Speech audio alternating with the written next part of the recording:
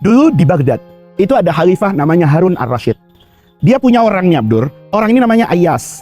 Iyas ini suka melucu. Jadi khalifah itu senang sebagai hiburan. Maka Iyas ini bukan staf presiden, bukan menteri, tapi selalu ada di istana. Karena presiden itu suka banget kalau ada dia itu terhibur. Ya. Maka karena dia setiap hari di istananya Harun ar-Rasyid khalifah ini, maka dia makan dengan Harun ar-Rasyid, diberi baju oleh presiden gitu. Nah, makan dengan presiden setiap hari. Satu ketiga, ini kan biasa makan enak nih. Makan enak. Satu ketiga, oleh pegawai istana nih. Pegawai istana ini ada yang cemburu sama Iyas. Ini orang siapa dekat terus dengan presiden, makan enak gratis pula. Pulangnya diongkosin lagi setiap hari. Maka besok saya akan hidangkan makanan yang enggak enak. Ya. Di Arab itu ada buah namanya kusa.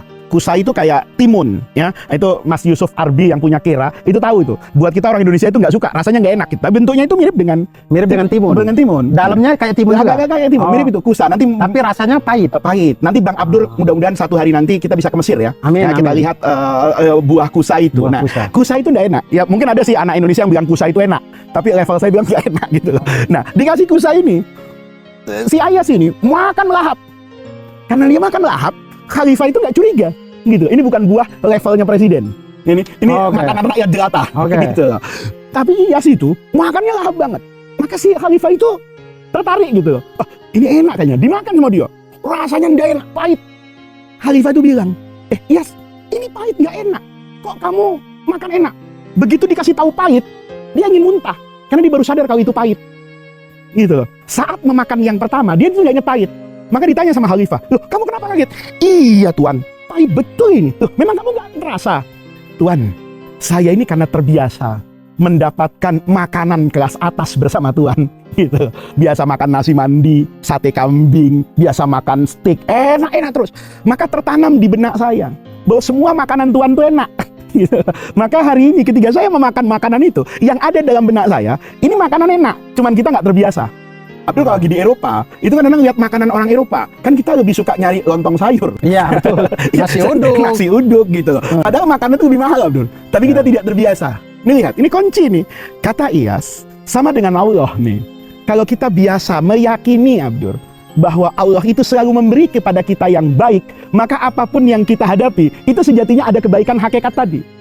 Nih, satu contoh nih. Ada yang menarik lagi. Ini Syekh Abdul Qadir Jailani, sufi besar yang ada di Irak. Satu ketiga, ada perempuan datang pakai cadar. Dia mengatakan, guru, suami saya poligami. Nikah lagi suaminya. Kata Syekh Abdul Qadir Jailani, apa masalahnya? Gitu loh. Dalam budaya tradisi masyarakat Arab, poligami itu kan bukan saja sebagai bagian yang dibolehkan oleh agama, tapi budaya dan tradisi. Maka Syekh Abdul Qadir Jailani tanya, apa masalahnya? Kan bukan kamu saja yang dipoligami. Dia bilang gini nih. Dia bilang gini, perempuan tadi. Guru, izinkan saya membuka wajah saya depan guru. Loh kenapa? Agar guru tahu betapa cantiknya saya, dan orang secantik saya itu nggak pantas untuk dipoligami. Dia mau bicara begini loh. Istri kedua suaminya, itu levelnya bukan naik. Ya. Malah turun, downgrade ini. Saya ini cantik betul. Kok bisa-bisanya dipoligami? Dia buka wajahnya. Syekh Abdul Qadir Jailani itu dalam riwayat, itu pingsan, kaget.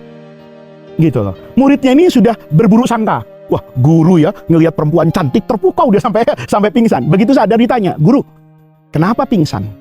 Ya Allah, saya baru mendapatkan pelajaran tauhid. Apa tauhidnya guru? Laki-laki itu punya istri yang lebih cantik daripada istri keduanya. Tapi dia berpaling dari kecantikan yang pertama, turun kepada yang bawah. Itu mengingatkan saya, betapa Allah itu maha baik. Tetapi kadang-kadang saya mempoligami dalam akidah. Saya melihat tetangga saya lebih baik dari Allah. Karena saya berdoa 30 tahun tidak diberi. Saya baru kenalan sama tetangga saya. Sudah diajak makan nasi padang tadi siang. Lihat. Nah itu Abdur, itu kunci dalam hidup. Ya, kunci dalam hidup bahwa kalau saya ingin mengenal Allah, itu ingat-ingat dari yang paling kecil. Kita nggak pernah bersyukur kan atas oksigen yang kita hirup. Ya. Kita merasa itu sesuatu yang sudah otomatis ada, gitu. Otomatis ada. Padahal tidak ada. Buktinya apa? Ada orang sakit di rumah sakit. Saya dulu anak saya yang pertama, Abdur, itu ketika lahir 15 hari, itu antara hidup dan mati. Pakai ventilator, ya, di ruang di atasnya ICU. Itu biaya bulanannya. Itu tabungan saya habis dalam 1 minggu, Abdul. Gitu. Hari itu saya baru menyadari betapa mahalnya hidup ini. Seandainya Allah menagih itu kepada saya, hanya untuk menyambung napas anak saya di ruangan itu, apa yang saya kumpulkan bertahun-tahun itu disedot oleh rumah sakit hanya dalam waktu 1 minggu. Iya, bayangkan betapa Allah itu maha baik gitu loh. Allah menyembunyikan dosa setiap orang, Abdul. Allah tidak memberi tanda kan, mana orang baik dan mana orang buruk. Allah itu nutupi semua. Seandainya Allah itu mau membuka, mungkin saya udah nggak bisa ketemu ke sini. Iya, saya juga sih. Iya kan? Nah, ketika kita bisa memahami itu, Abdul ya, coba lihat kebaikan Allah. Allah itu menciptakan tanah yang sama, tapi rasa manis itu nggak sama, Abdul. Sehingga kita nggak bosan dalam hidup ini. Kalau kita merasakan manisnya gula, kan sama, Abdul. Masuk ke teh dan masuk ke kopi, itu aroma yang diberikan, rasa yang diberikan, itu sama manis.